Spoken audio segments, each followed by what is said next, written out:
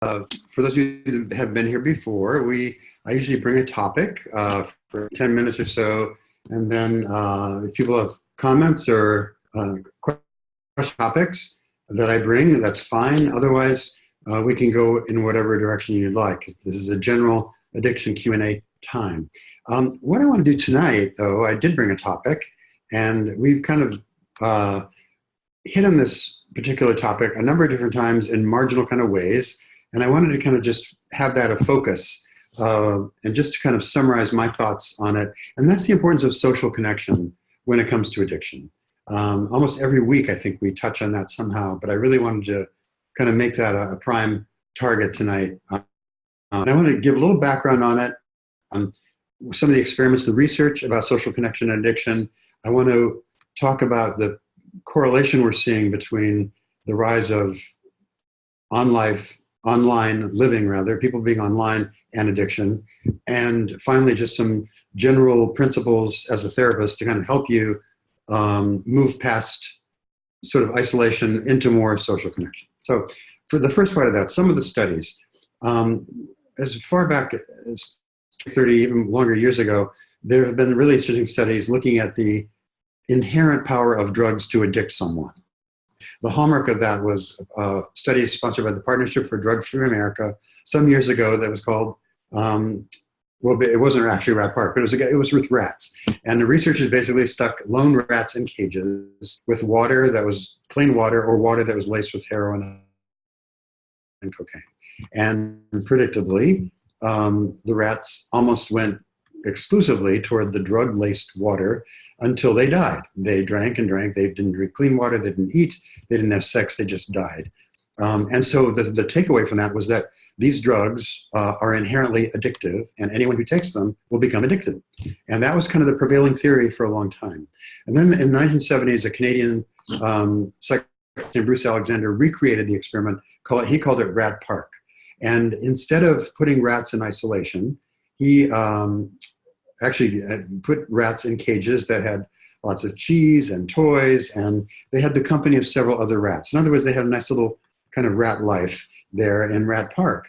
And guess what? They consumed about 75% less of the drug-infused water than the isolated rats, and none of them overdosed, whereas all of the other rats had overdosed. So suddenly we began to look at the inherent problem of addiction, not so much as the chemical basis of drugs, but of the social context in which those drugs are taken.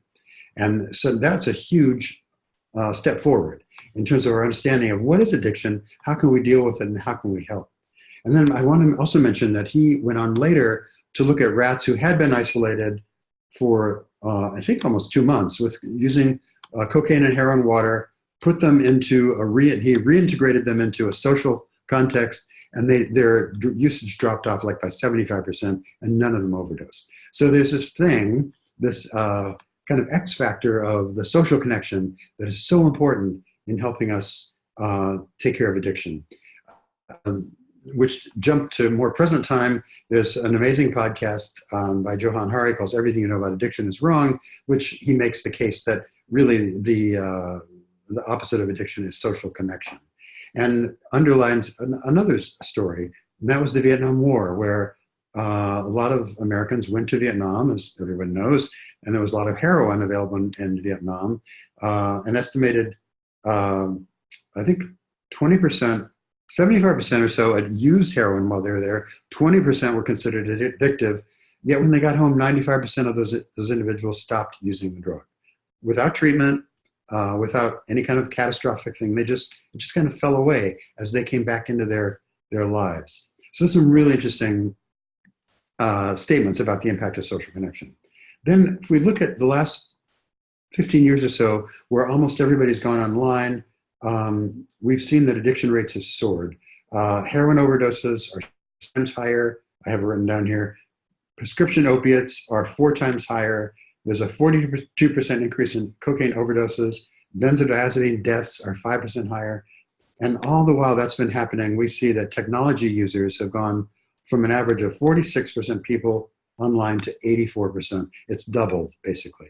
And if I don't have the luxury of plotting it out on a graph for you, but if you could overlay those two statistics, they match. the people that are online in the so-called connected world, the more we're getting in trouble with addiction.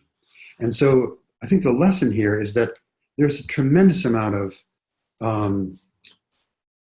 paradoxical results from the use of technology, and that it does have great potential, but I think what it has caused people to do has become much more isolated. And we know from other studies that Americans in the world, in fact, are so much more isolated. And so there's this correlation that's really important. What we know that when humans have face-to-face contact, that is physical contact with each other, different things happen. A lot of hormonal reactions, one of which is called oxytocin, which is this bonding chemical that when a woman gives birth, she's flooded with oxytocin. It helps bond her to that child. Even the father gets a flood of oxytocin. And when we fall in love with someone, we are experiencing oxytocin. When we just have a good time with good friends, that's oxytocin too. It's good feelings, it's bonding, and we don't get that from the online experience. So this is a huge difference. And I think when people are increasingly spending time looking for connection online, they're increasing the chance that they're really going to get in trouble because they're missing that human connection, the face-to-face connection that is so important. And so we can't say that I think the problem isn't addiction itself, but rather the loneliness and isolation that's really underlying it that makes people vulnerable to addiction. So these are some interesting facts. I think we're going to see a lot more research about this. But my point here is that person to person is what really counts. And it's something that we're having. So how do we improve that? 5 tips. One is make an effort to carve out time. That in our busy society, I have a list of good friends that it's for a second at the beginning of that. Could you start at number 1 again? Oh yes. Can you hear me now? Okay. So carving out time for people that you really care about. And I have a number of friends that I really think, gee, I want to get on the phone and have a nice half-hour call to catch up, or family members who I haven't talked to in a while. A stepdaughter that just had a baby and talked to her a couple of times. I wrote, how's it going? But it's so hard to find the time. That's really a critical thing, is just to make the time, carve it out. I'm a busy guy. I just came back from a 6-day vacation, yay! But I carved it out because it was a thing where my partner and I travel with friends of ours, and it's a really special time, and it made me feel great. And I thought I almost ditched it because of complications. Boy, what an important thing that is. So just to carve out the time. The second one, remember this, not how many social connections you have, it's the quality. So, those of us that have 5,000 Facebook friends, which I don't, but I think there's this belief that we have a lot of social media friends, our life is rich and fulfilled, and we know nothing but. And my point here is that you don't have to have 10 or even 5 really good friends. You can have 1 or 2 really good friends, but if the quality relationship is really good, that's what counts. So I'm kind of an introvert. I don't tend to have a cast of thousands around me. So I tend to have a few really good friends that know a lot about me, as opposed to a lot of people. Other people may be more comfortable with a lot more. But remember, it's not quantity, it's quality. The third thing, we're all going to be on social media. There's no chance of avoiding that. I don't want to be off social media, but I don't want it to make me more isolated. So experts suggest using social media not as the destination of your interaction, but as a tool to facilitate interaction. So I can stay in touch with friends until the next time I see them in person. Or I can get some ideas from other people, friends of mine, about something I would do, and then we make plans and go do it in real life. So I think again, not to make social media the destination, the final way that we interact with people, but really the means of facilitating real life in-person interaction. Fourth, and I've got 5 of them. Fourth, create a safe setting where people can let their guard down. So part of it is up to me to create a safe space where my friends feel comfortable with me. And that may be not judging, it may be not shaming, it may be not being critical, not jumping in with advice that's unsolicited, but just really learning how to be a good listener, how to be a good communicator, and creating that sense of safety that will keep people near as opposed to kind of pushing them away. And finally, the last one is to really try to build in regularity. So instead of having one-off events, I think it's really useful and helpful to have regular meetings. So for example, I have a colleague of mine, we went through a lot of postdoctoral training together. She's a fabulous therapist. I love her. But our lives have just drifted apart. She lives in the same town I do. We have a standing appointment on Wednesdays for coffee after breakfast. And sometimes it's really hard for my schedule. Sometimes it's really hard for her schedule, but we really make a commitment to be. And because I have that regular commitment, I show up. And because I show up, she's a dear friend and has stayed a dear friend. And we know about each other's lives. But I wouldn't have nearly a good friend with her as I did if I just didn't have a regular appointment. It doesn't have to be every week. You might have an appointment where you play cards with friends like once a month, or have a bike ride with something. The other thing, by the way, speaking of bike riding, a lot of my clients and friends have some kind of structural thing where they participate. So in South Florida, where I live, we have a Smart Ride.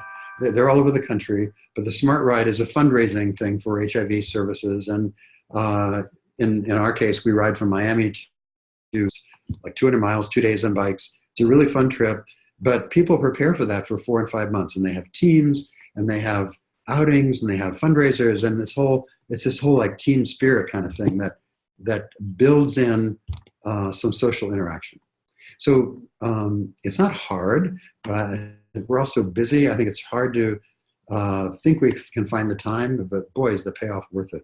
So, and given the statistics I started with, where those of us are increasingly kind of having less meaningful face-to-face quality interaction and more online time, I think we really need to take that into account and have as much in-person interaction as we can. So that's my 2 cents. I went a little long, sorry, but passionate about the topic. Yeah. Thank you, David. I just want to remind everybody this is a Q&A session now, so you can ask questions about the importance of social connection in your recovery, or anything else that's on your mind. The easiest way to do that is the Q&A feature at the bottom of your screen. And we have a question here that is one that I was going to wanted to ask you to talk about. So excellent. What about searching for connection with other addicts online in the form of support, sponsor, etc.? Would you say that lack of face-to-face in the online support world doesn't cut it either? I text with other addicts and it feels very useful, but are you saying that the online support won't work as well as an in-person context? That's a great question. Yeah. I think the ideal blend would be some online support combined with in-person interaction.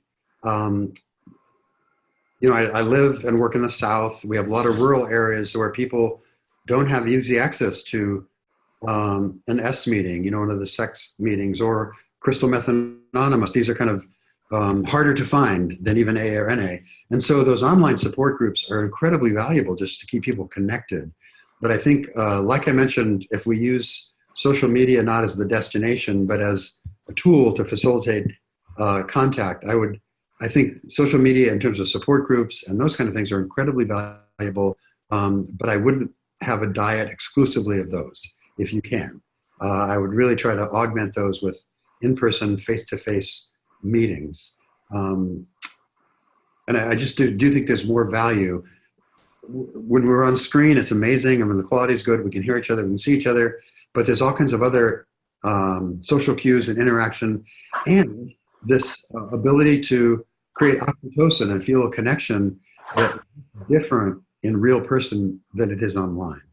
So I don't in any way want to disparage the online support groups, because we've spent considerable effort to try to make a wonderful platform where we have a lot of that.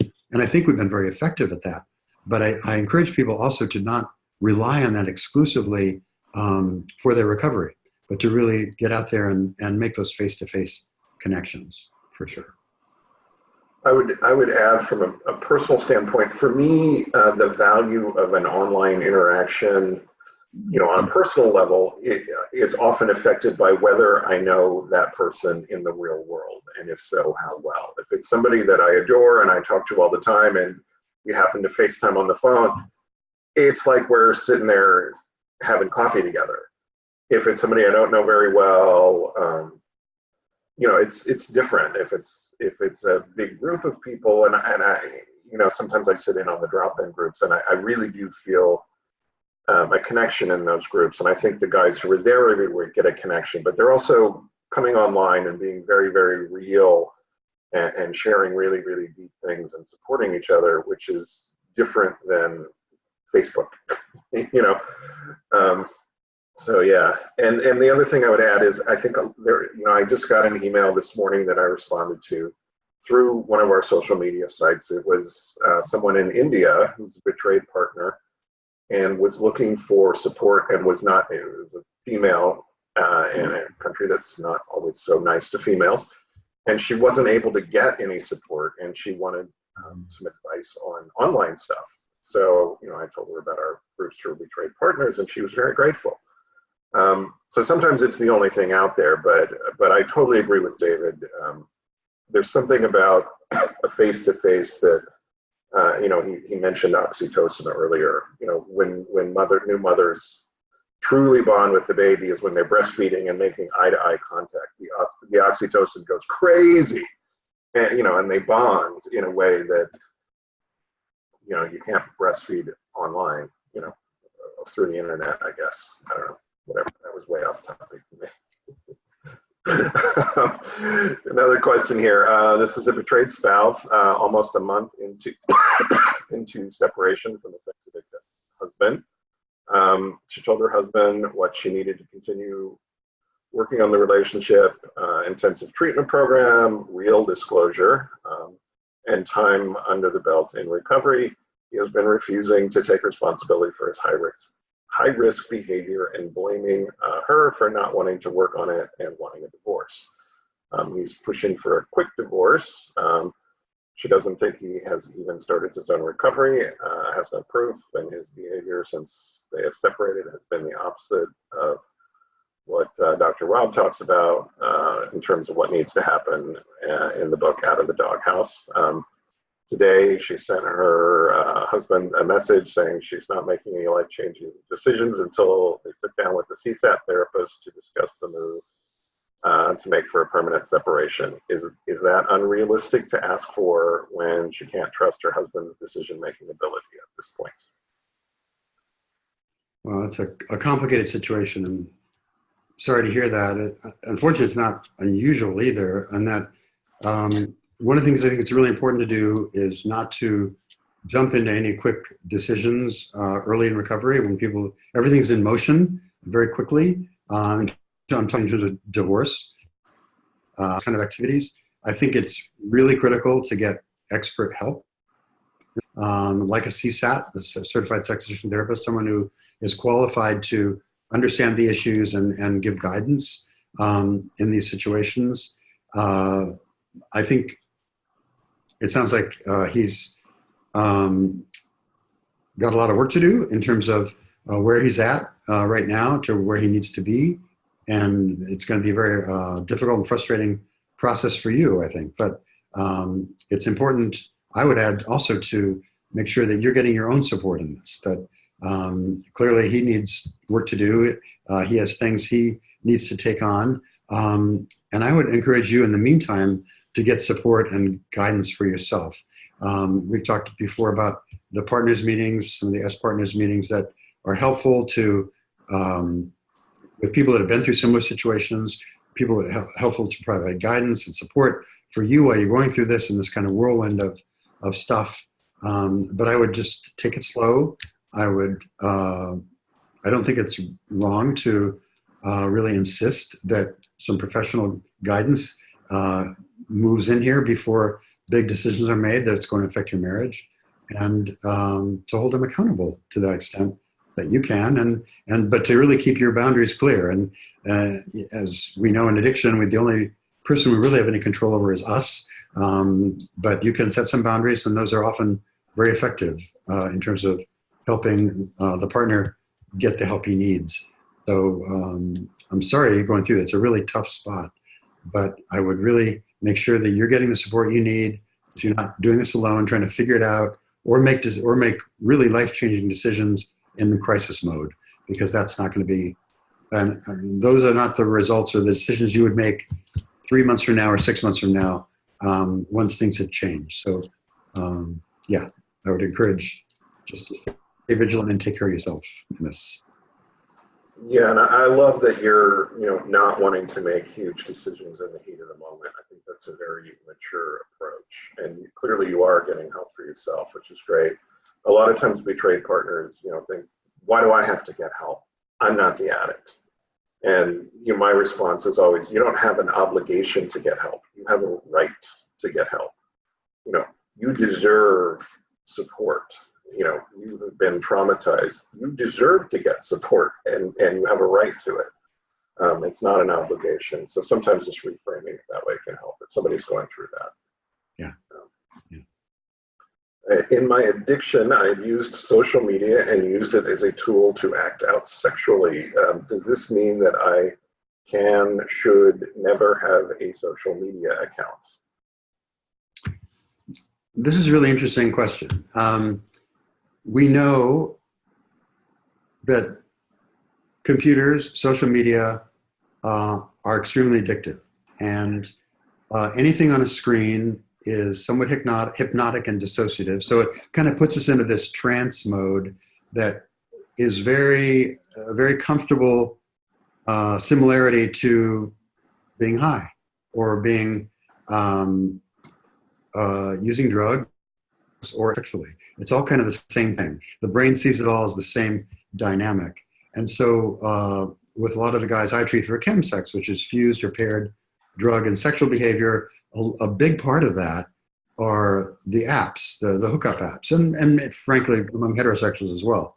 But I'm thinking mostly of gay guys who have apps like Scruff or Grindr, and they go on, and those are part of the routine of hooking up and finding drugs. And it's just so integral. And we know that when someone even takes the phone out of their pocket, their brain is starting to light up like they'd already taken the drug. And so, and they've kind of started down that slippery slope. And so for those guys, I think it's hard to get by in this world with a cell phone, which would be ideal, but the apps really need to go. And because they are so triggering for people. And if there's been other kinds of online use that was engaged, the sexual activity or the acting out, I think that really has to be used, that has to go as well. So for example, we're using which is a very efficient platform, really useful. A lot of the gay men I work with have used Zoom for sexual purposes. They would get high, they would watch each other injecting drugs, they would have sex with each other online. And that was when I'm doing private therapy, if somebody's remote and I am trying to have a session or two by Zoom, sometimes it's very triggering, like, Zoom, what are you talking about? Because it brings up all those memories. So, it's not the platform, it's how we use it. And I think if there's been a history of direct association between sexual behavior, acting out, drug use, and whatever platform, then it's a high-risk activity. Other kinds of social media, Facebook, and I know plenty of people actually who cruise Facebook or Instagram for pictures and masturbate to them. So if that's part of someone's activity, then I think it really needs to be considered very carefully, because it's going to trigger that behavior. And so unfortunately, as opposed to like life 30 years ago, there are so many triggering activities available because we have so much input of data because of the online world. And so it's become more difficult to kind of maneuver these things. But I think for people that have paired social media use in whatever form with sexual behavior or drug use or acting out, it's really got to be used with extreme caution, if they can use it at all. I mean, ideally, I would ask people to kind of put away their computers, put away their phones, and go off the grid for a while and let their brain kind of heal, because we are all, I'm as guilty as the next person with Facebook and mean, Instagram, I'll post something and, I'm curious how many likes I get, right? That makes me a worthwhile, more valuable human being, right? If I have more likes, being sarcastic there. But so, and the apps are literally designed that way. There's been interviews with the people that design these things. They're designed to engage that part of our brain that attaches to porn and sex addiction and methamphetamine, same stuff, and keep it going, keep us salivating and wanting more. Just keep scrolling, keep scrolling. Now, their motive is not to keep us addicted, but to have lots of revenue dollars for advertising flowing in. But the effect of that on human beings is that we become addicted to that whole process. And if you pair that with sex or with drugs, the whole thing kind of becomes nuclear. So I'd be very cautious about any online activity that was associated with your addictive behavior and really kind of distance yourself from that. Video games are notorious for their algorithms that are really and truly designed to addict people. You get a little reward here and here and here. Pokemon Go. I mean, every time you saw, I never played it because I'm an addict and I know I'll get addicted. But apparently every time you capture one of these little creatures, you get everybody gets a big dopamine rush, and it's designed to give you little creatures often enough to keep you playing. And Facebook is the same way. If you're cruising for pictures, you're going to find them just often enough to keep you looking. If you're cruising for somebody to chat with, you're going to find it just often enough because the algorithms are set up to give it to you. And it's the same exact thing with porn. I mean, the guys I talk to about porn, they're like, I look at 100 pictures and 99 of them are crap, but that one that I find, or video or whatever they're looking at, gives them enough of a rush to keep. It's the gambling table. You win just enough at blackjack to keep you playing, but eventually you lose. Right. Right. And the slot machine, they're programmed to give you a reward every once in a while, but they always win. So yeah. But social media is tough because particularly if you're younger, that's how a lot of my niece. I was home in Indiana a couple of weeks ago, and my niece, we were having lunch, and she looked up and said, "God, all my friends are napping." And my mother, who has no idea how to use social media, says, "How do you know?" And my niece said, "Well, I just posted on Instagram, and nobody responded." She knew they were napping, and they had all been out drinking the night before, so it was reasonable that they were napping, but she's like, they're all sleeping right now because nobody responded to my post. She knew. I'm sure she was right. Yeah. So in my addiction, that's the one we just did. If connection with real people is critical to healing, what happens when your spouse is hell-bent on sabotaging connection, even accusing you of having a secret motive for creating a connection? Again, a really tough situation because especially with our spouses, we need to have that vulnerability and layers of connection that just reinforces the bond that we have. And so no relationship, I think, can survive in the long run without those connections being formed and being renewed with oxytocin, all kinds of other neurochemicals that cascade when we feel connected with someone really close to us. So that's a very sad situation. And it's not unusual for addicts to sabotage connection because, especially sex addicts, because of the intimacy disorder nature of it, people are scared of getting too close. They're scared of connection. Sometimes with addicts, they're ashamed of what they're doing. They don't want to be revealing what they've done. They don't want to reveal how they feel about themselves really inside. So there's all kinds of things that people throw up to kind of keep that connection distant. But that's going to be a situation that has to be resolved because we need that connection, and it's vital in a marriage or in a relationship to have that level of connection take place. And then the accusing you of having a secret motive for creating a connection is even more difficult because you're doing what you need to do. And that's just I think you're seeing some of addiction in operation there. Just that kind of throwing up, distancing, staying back, but not really wanting to connect at all. I'm sorry. Yeah. I don't have anything to add there. It's a tough situation. Another question here. This is from a female sex addict. Yes, they do exist.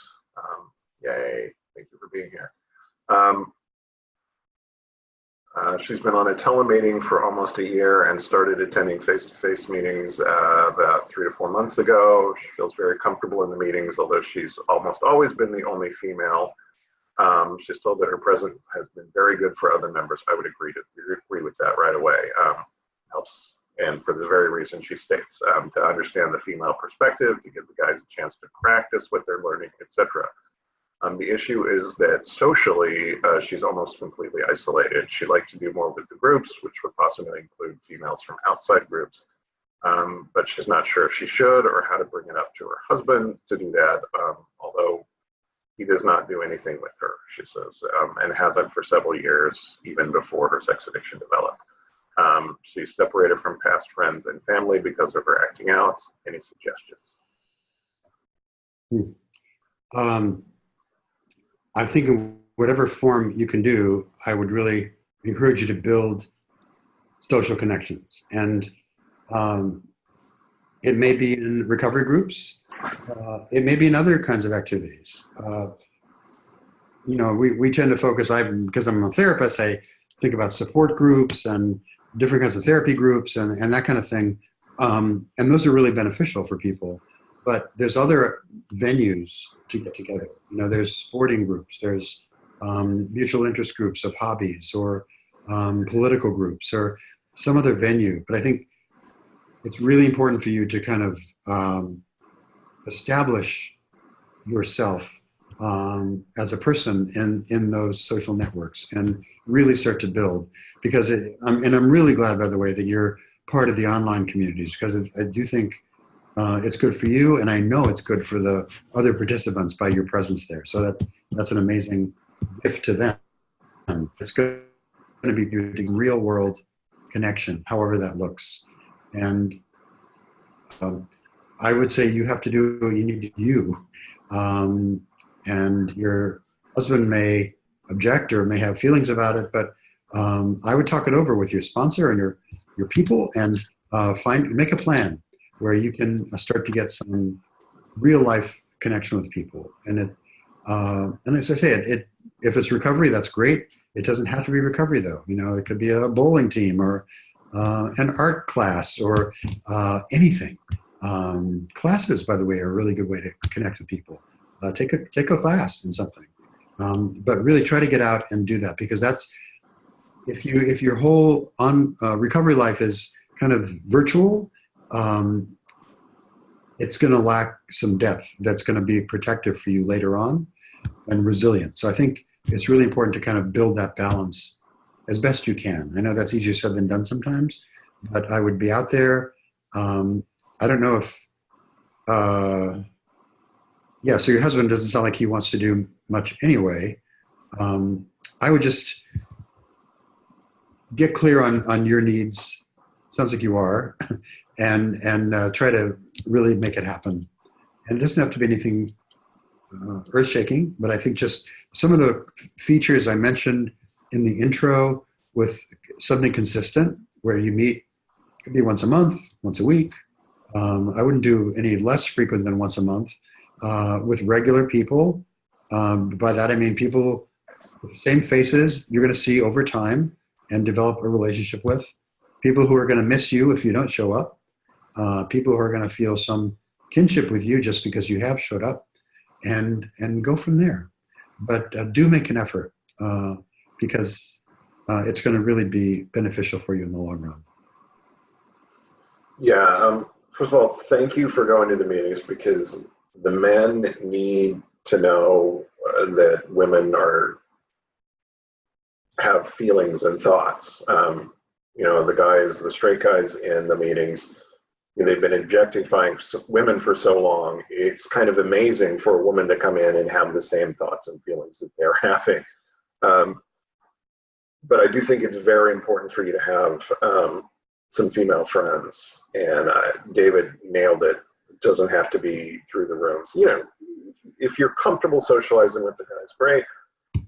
If you're not, look for women elsewhere. If you're in a big city, SLAA usually has quite a few women at the meetings.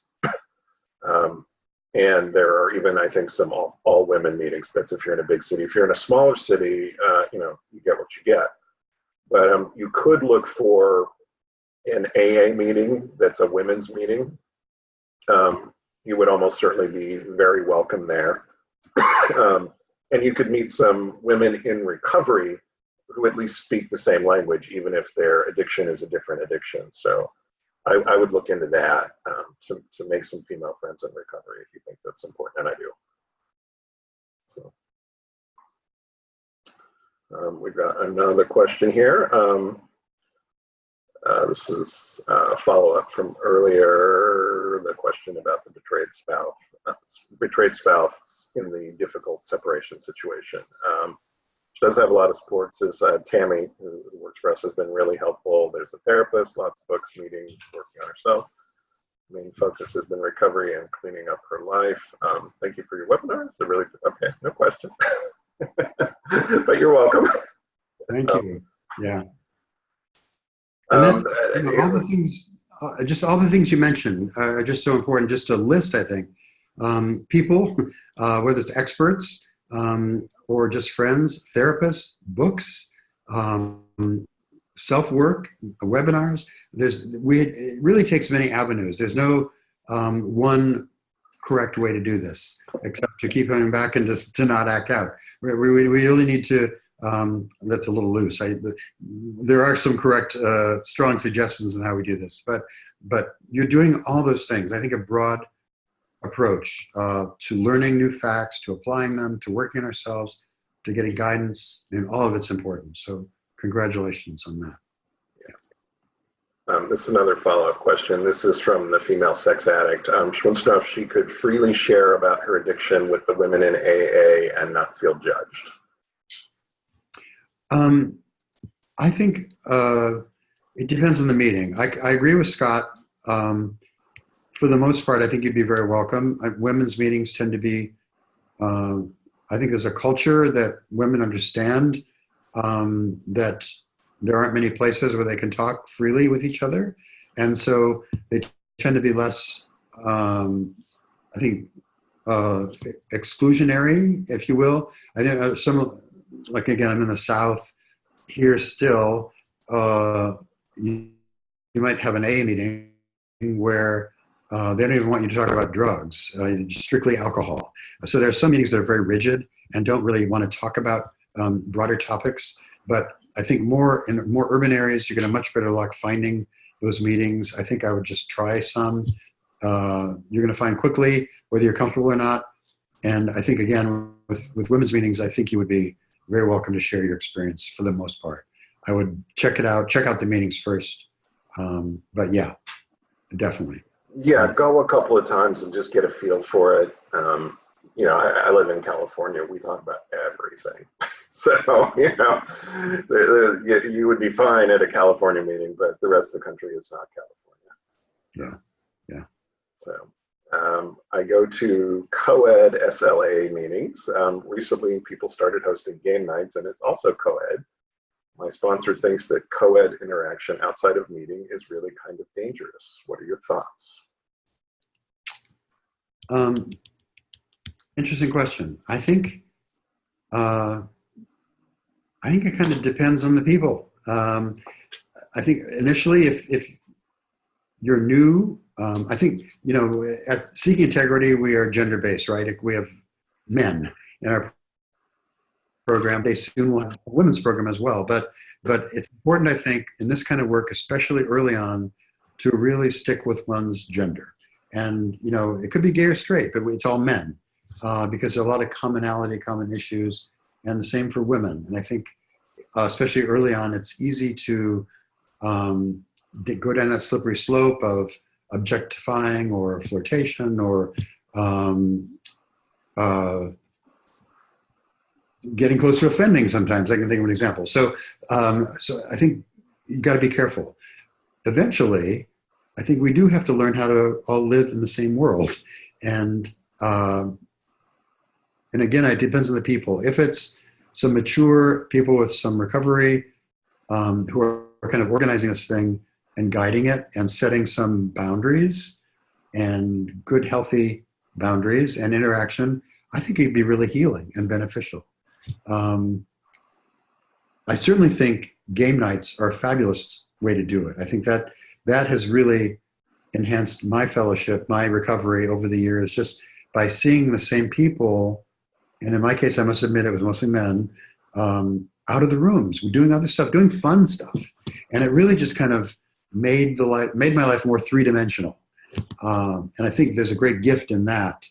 I would use care about the co-ed nature, but depending, I think, on who's doing it and the boundaries and the kind of the guidelines of the group, and I think it would have to be run with conscious intention and guidelines, just like a meeting is.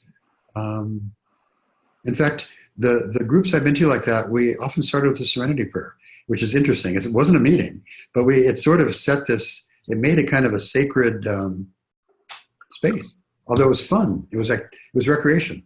But stuff like that to kind of remind everyone, conscious or not, that this is healthy interaction we're talking about. So, got your thoughts on the co-ed piece? My thoughts are the same as yours. If the group has very specific boundaries and everybody knows what those boundaries are, and those boundaries are enforced, I think it could be really healing. Without those boundaries, it could be dangerous. So if the people have a lot of sobriety time who are organizing it, if you're comfortable and far enough along in your own recovery that you're ready to take that step of socializing in healthy ways without turning it into, a sex and love addiction thing or a sex and love thing, it could be healing. So it's like sex addicts, can I look at porn or not? Well, let's talk about your addiction. Let's find out what your problems are. Maybe you can, maybe you can't. And I think SLAA, something like that, really need to look at your addiction and talk to your therapist and sponsor and, find out what's really going on and why you want to go. Do you want to go to be healthy? Do you want to go to maybe get a little jolt? I don't know. I'll tell you that another example of that would be conferences or roundups or those kind of recovery week where people come together, often from out of town, and there's wonderful meetings, sometimes 24-hour day meetings. But there's also, talent shows and times by the pool and games and for some people it's fantastic because they break out of their isolation and they feel safe with the group of other addicts that they're comfortable with and it can kind of do that three-dimensional augmentation I spoke of. But for other people, it can be really triggering. It can be really dangerous. And, for a recovering sex addict, a swimming pool can be a dangerous thing. So it all depends on the person and the context and the intention, I think. So to go in with your eyes open and being really conscious of what's going on with you and your read on the rest of the people and where they're coming from. Really important. Yeah, and I also think it's important to, I mentioned earlier, knowing where you are in your recovery. In my early recovery, I'm in AA as well. And there's always a social event in AA. And I would go, but it was it was triggering for me, not because of anything people were saying or doing, but because I was so uncomfortable in my own skin that it made me want to numb out. And, I really had to work through that and to set up, I would do bookend it. I would call somebody, I'm going to this event. I'll call you as soon as I leave, and I would make sure I had my own car. And sometimes I would stay for 5 minutes. And sometimes I would stay for an hour, but an hour was my limit. Now I can stay at a party longer. But And I think that tool of bookending is critically important, where we let people know when we're going, we let people know when we're done. The other thing I would do often is just go with people, go with my sponsor or other good friends, and kind of that made it safe. And they were watching me, and I was watching them, and it felt comfortable. Yeah, if you have a girlfriend in the program, and you go together, make sure you also have a rule where if I start to feel uncomfortable, we both leave. If you start to feel uncomfortable, we both Right. leave. No arguing, we go. You know, Right.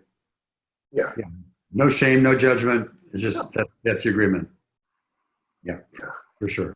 For sure. More questions coming. I understand that my addiction is connected to an inability to express my emotional needs. Tonight, I was feeling sad and triggered at dinner with friends. I kept that to myself and put energy into pushing that aside so I could be with these friends with a degree of levity. But it was a lot of energy to manage that, and I felt disconnected as a result. What could I have done differently? Very good question. That's an amazing question. Yeah. So just the awareness in that little nugget right there of just being at an event, and really the being conscious of the amount of energy it takes to control uncomfortable feelings, and how that results in this feeling of being disconnected is huge. There was a great image someone who works with what we call shadow work had of we take all our stuff, and it's like trying to hold a big huge beach ball under the water in a swimming pool, and if we have a number of those, we can hold it down for a while, but they're going to start popping up. And that's kind of how our fear and our discomfort is if we're trying to manage a situation like that. And so I think what you could have done, or what you might have done, is to say, to first of all, not feel that you're obliged to have to be light and keep people entertained, or whatever form it took. And we don't want to be Debbie meetings, but I think we also have to be honest with who we are. Sometimes we're in a place where it's not appropriate for us to have levity, and so I think depending on these friends, if I were in your shoes, I probably might have indicated to a couple of people, if not everyone, that I was having certain feelings. I had certain emotional needs that weren't being that I was not taken care of, and it's not to put it on your friends. It's really you. And I hear that in your question. It's like, what could I have done differently? I think it's important to sort of honor our feelings. Scott mentioned going and saying 5 minutes. There have been times when I got to something that just didn't feel right. I didn't even know why sometimes, but I would honor that feeling and take care of myself, and either say something and try to correct it, or I would leave and go to a meeting, or not just leave and go home and go to bed, but leave and get support and try to figure out what's going on. And so I think to honor the feelings would have been a good choice, and especially to figure out what those emotional needs were you described, because I think that's such a critical piece of any addicts knowing themselves, is to sort of know what needs aren't being met, and those are the ones that we try to match with addictive behavior. So I think it's really important to know yourself, and you clearly do. You have some really good insight there, and also good insight about the amount of energy it takes. If I'm preoccupied, or if I'm worried or sad, to be at a dinner party and try to be light and relate to people is torture.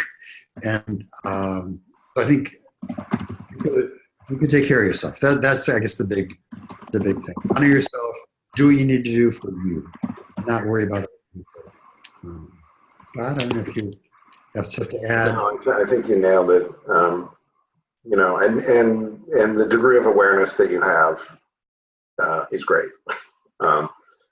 And that's tough, and especially in early recovery, that's going to happen. Right. But I think there's such a lesson there if we don't pay attention to what's going on and just plow through, we pay a terrible price for that. And I think, so it's really important to do that. We have a question here in the chat that showed up. And I think this is in relation to women getting the support they need in the programs they need when there aren't a lot of women around. How hard is it to start a meeting? Like a 12-step meeting, I guess. Yeah, if you wanted to have an all women's sex and love addiction meeting, how hard is it to start a meeting? I've had friends that have started meetings. Sometimes it was informal initially.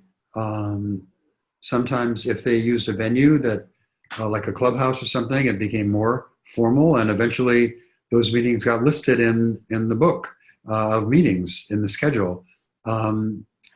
Technically, meetings have to be kind of endorsed by central offices, and there's a kind of a structure and hierarchy to it. But I also know some meetings, especially specialty meetings, and I would consider a female sex addiction meeting kind of a specialty meeting that falls out of the norm, unfortunately, and I would just go ahead and do it. I know several meetings I can think of right off the top of my head where people just said, there's a need for this kind of meeting. Let's do it. Starts in somebody's home and it grows, and suddenly it's a full-fledged meeting. So I think, if the spirit, the tradition of 12-step recovery especially is one where people just said, this is a problem, let's do something about it. And people took it in their own hands, self-help. And so I would just do it and not worry about what people think or what might happen. If there's a mutual need, if you have 2 people or 3 people and you can benefit from it, I would go ahead and do it for sure.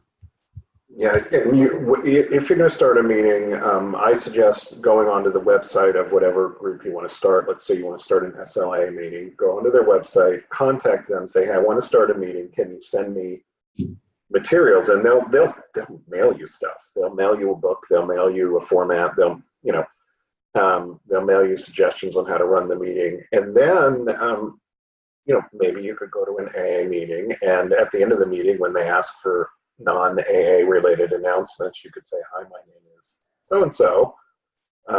If there are any women here who struggle with sex and relationship related issues as well as alcohol, I'm starting a meeting for that. Please come see me after the meeting.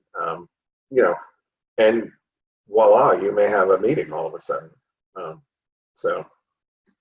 And I would suggest doing that in NA as well. Yeah. You find a lot of people, yes. Narcotics Anonymous.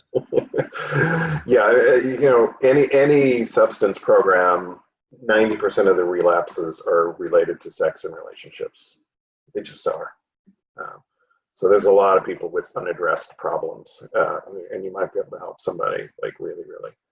There's a joke in AA, all you need to start a meeting is a resentment and a coffee pot. You get mad about the meeting you're at, and you buy a coffee pot and you start a meeting, but it's a little harder than that, but it's not that hard.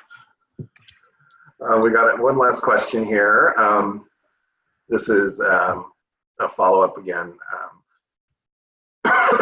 from the female sex addict. She's attended SLAA, mixed and women only, although she doesn't identify as love addicted, but since 90% she says, but I felt like since 90% of the females were lesbians that I made them uncomfortable, unintentionally, of course, because they didn't or couldn't make eye contact and didn't reach out to her at all. She's tried throughout all the meetings to connect. She doesn't have any cross addictions, so she didn't think about other 12-step meetings.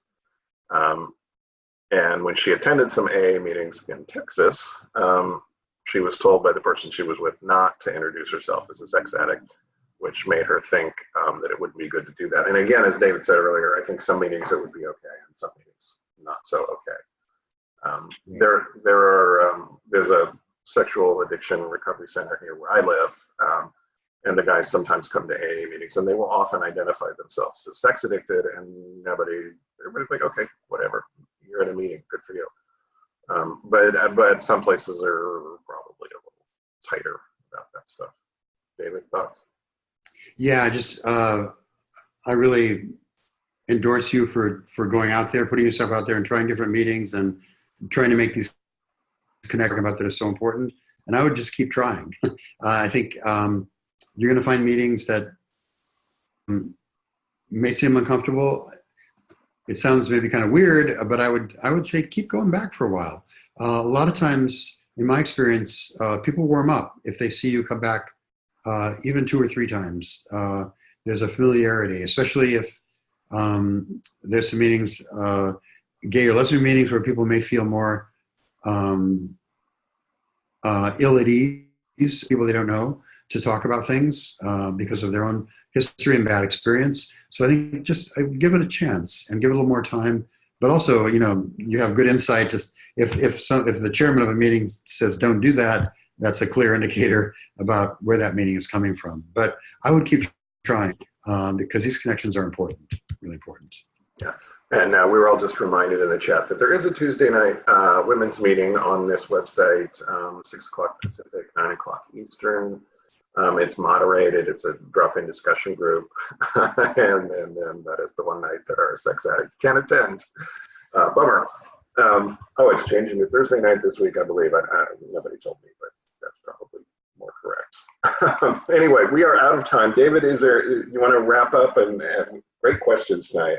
And kind of recap about social connection. Yeah, it's just so, these trends of addiction rates, overdose rates, death rates going up with the more time we spend on social connection. So there's a problem there. And so what we want to do is try to have human face-to-face contact to the greatest extent we have, meaningful contact, not just a number of people, but just really, it can be 1 or 2 close friends, but really work on that and fostering those connections, taking care of them, growing them like little green shoot plants that can grow strong and resilient. Pays. Excellent. Thank you, David. Everybody, David and I will be back next week, same time, same place. We hope to see you there. And, great. All right. Thanks, everyone. And good night, Scott. Good night. Good night, everybody.